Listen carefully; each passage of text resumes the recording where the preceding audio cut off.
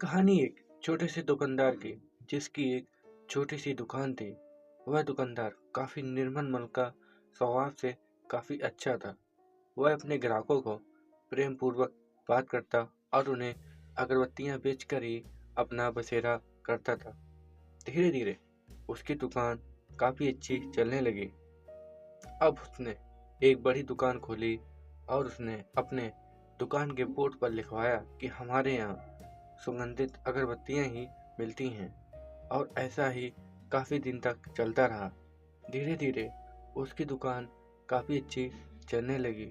लोग दूर दूर से उस दुकानदार से अगरबत्तियां खरीदने आने लगे। पर ऐसा ज्यादा दिनों तक नहीं चला, क्योंकि उसकी दुकानदारी धीरे धीरे कम होने लगी। उसका धंधा मंदा और बंद होने की कगार पर आ गया। फिर एक दिन उसने अपने दुकान की मंदी के होने के अपने दोस्त को बताई।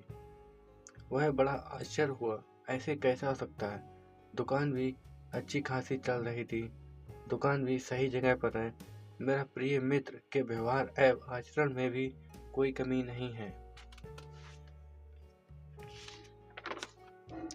जब उसके दोस्त ने बाहर जाकर दुकान पर लगे बोर्ड को देखा तो उसमें कुछ भी नहीं लिखा था, जो कुछ समय पहले उसने लिखवाया था कि हमारे यहाँ सुगंधित अगरबत्तियां ही मिलती हैं। अब वह बोर्ड खाली था।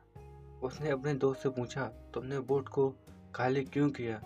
इसमें लिखा हुआ सुगंधित अगरबत्तियां ही मिलती हैं, तुमने क्यों मिटवा दिया?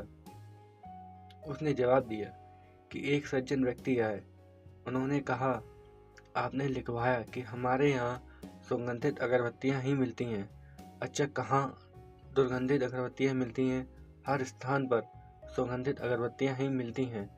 इसे लिखवाने की क्या जरूरत है? इस सज्जन व्यक्ति ने सुगंधित अगरबत्तियां लिखवाने का क्या फायदा है? हर जगह सुगंधित अगरबत्तियां ही मिलती हैं। उसका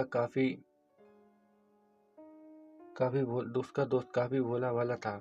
उसने पेंटर को बुलवाया और सुगंधित को मिटाकर दोबारा लिखवा दिया कि हमारे यहाँ अगरबत्तियां ही मिलती हैं।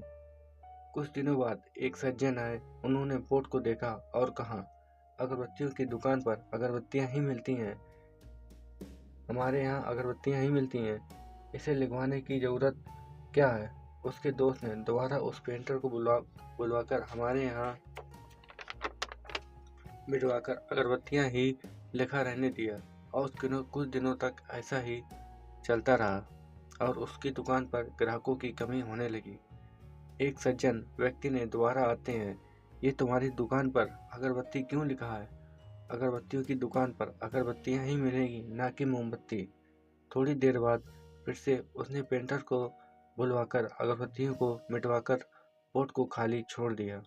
अब उस दुकान के दोस्त को अपने दोस्त की दुकान की मंदी होने के कारण समझ में आ गए और उसने अपने दोस्त को समझाकर उस दुकान के बोर्ड पर दोबारा लिखवाया, हमारे यहाँ सुगंधित अगरबत्तियां ही मिलती हैं।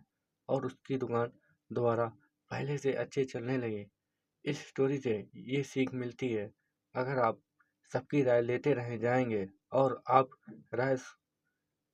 अपनी राय या सोच का इस्तेमाल नहीं करोगे तो आपका भी एक दिन दुकान बंद हो जाएगी।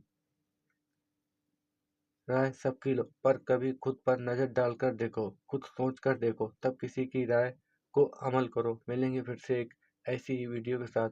धन्यवाद।